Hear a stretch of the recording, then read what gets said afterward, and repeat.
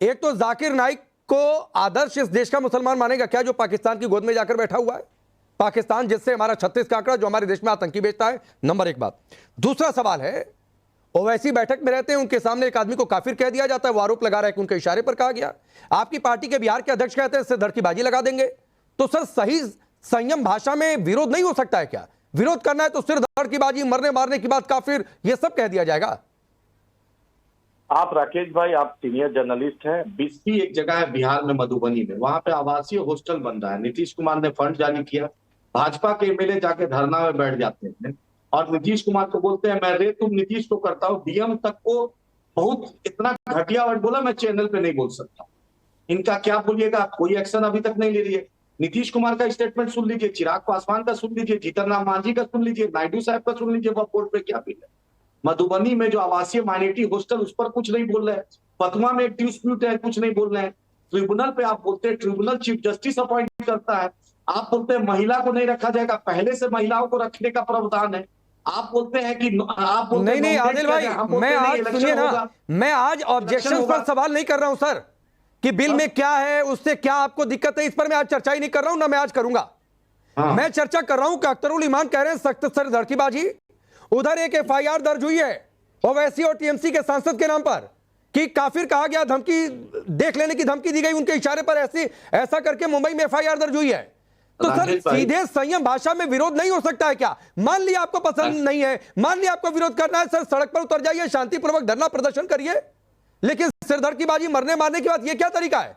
राकेश भाई, आपने देखा कि अब किसी चैनल ने ये वीडियो नहीं दिखा पाया, सिर्फ उस जो गुलशन फाउंडेशन का सिर्फ स्टेटमेंट चला है।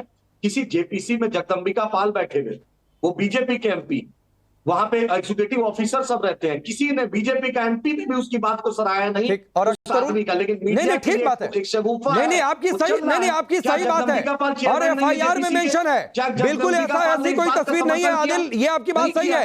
अख्तरुल इमान का तो वीडियो आया था ना, अख्तरुल इमान सिर धड़ की बाजी लगा देंगे, वो भी गलत था।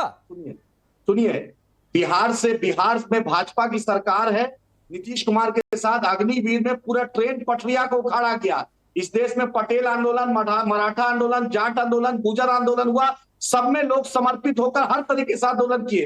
तो भारत के मुसलमानों को संवैधानिक अधिकार है, वो करेंगे। अरे तो आंदोलन हम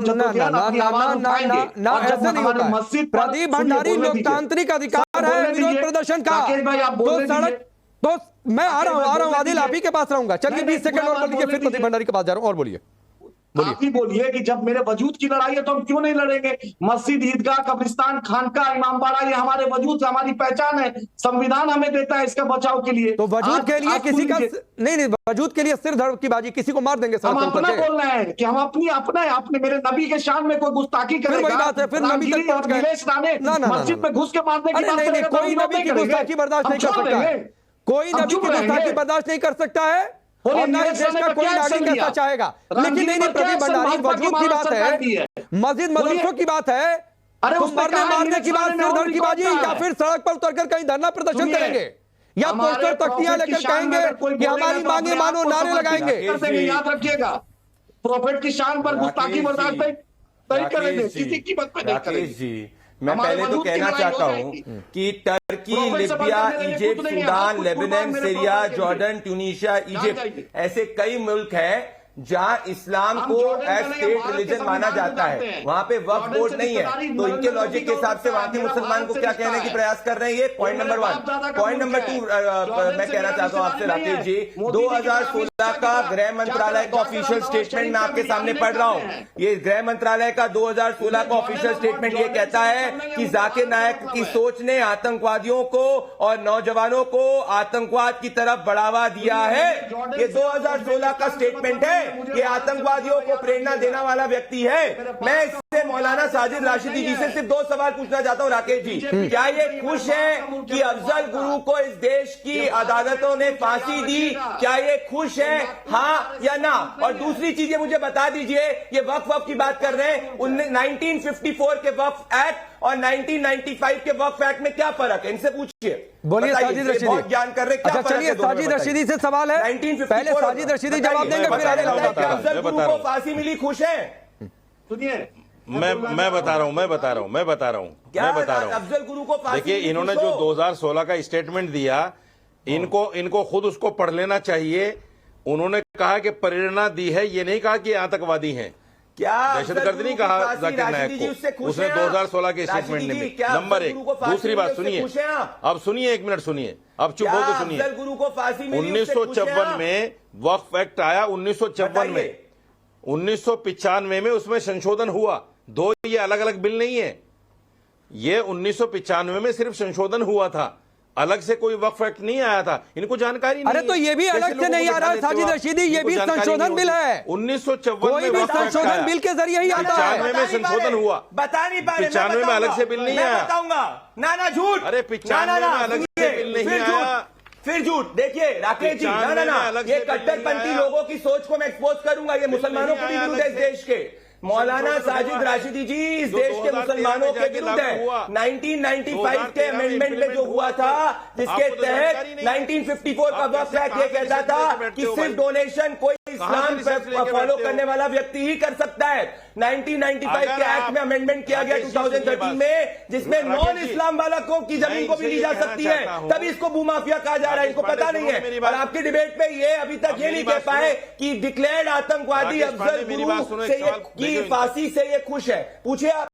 चलिए एक साजिद रशीदी, मैं आपकी पूरी बात सुनूंगा, आपको समय दूंगा। प्रदीप भंडारी ने एक सवाल पूछा सर, उसका जवाब दे लीजिए, फिर मैं आगे बढ़ूंगा। प्लीज जाकिर नायक की हो रही है, आप अफजल गुरु पे जा रहे हो बार बार। सुनिए मेरी बात, सुनिए। नहीं बोल आप मुझे बताइए, आप मुझे सिर्फ इतना बताइए। अरे सुनो, 1 मिनट सुनो भाई, सुनो। आप अगर 1995 को ये साबित कर दो कि 1995 में दूसरा वक्फ एक्ट आया था, तो या तो टीवी पे बैठना आप छोड़ दो या मैं छोड़ दूंगा। करो साबित उसको, करो साबित उसको। मैं जवाब दूं? बोलिए बोलिए प्रदीप भंडारी। मैं जवाब दूं? बोलिए प्रदीप भंडारी जी, जवाब दूं? रुक जाइए, साजिद रशीदी आपने सवाल पूछा, 30 सेकंड प्रदीप भंडारी, फिर उसके बाद आगे आपके पास आ रहा हूं। सुनो, पहला स्टेटमेंट पढ़ूंगा। सुनो मैं पढ़ूंगा। सुनो मेरी बात। 1995 जवाब नहीं देंगे, फर्क नहीं बताएंगे। 1995 act was a consolidating and amending legislation which repealed the Waqf act 1954 and the Waqf amendment act 1984। ये है पहला स्टेटमेंट 1995 का। पढ़ के आते हैं ये। अब बताइए अफजल गुरु जो है, क्या वो आतंकवादी को फांसी भी उस पर खुश हो कि नहीं हो? जवाब दीजिए राकेश जी, मेरा जवाब रिवील का मतलब समझते हो? ना जवाब दीजिए। अच्छा जवाब दीजिए। नहीं वो 1 मिनट साजिद रशीदी, एक चीज और बता दीजिए। साजिद रशीदी बरेली के मौलाना है, बरेलवी, आप उनको बढ़िया मौलाना मानते होंगे। सुनिए ना, बरेली के मौलवी हैं, बरेलवी मौलाना है, आप बढ़िया उनको मौलाना मानते होंगे। वो कह रहे हैं ये तो भ्रमजाल फैलाने वाला है, भ्रमजाल खत्म हो जाएगा। क्या भ्रमजाल फैलाने वाला है? नहीं, भ्रमजाल खत्म हो जाएगा संशोधन से। ये हिंदुस्तान है, जमहूरी मुल्क है, कोई कुछ भी कह सकता है। अरे भाई ये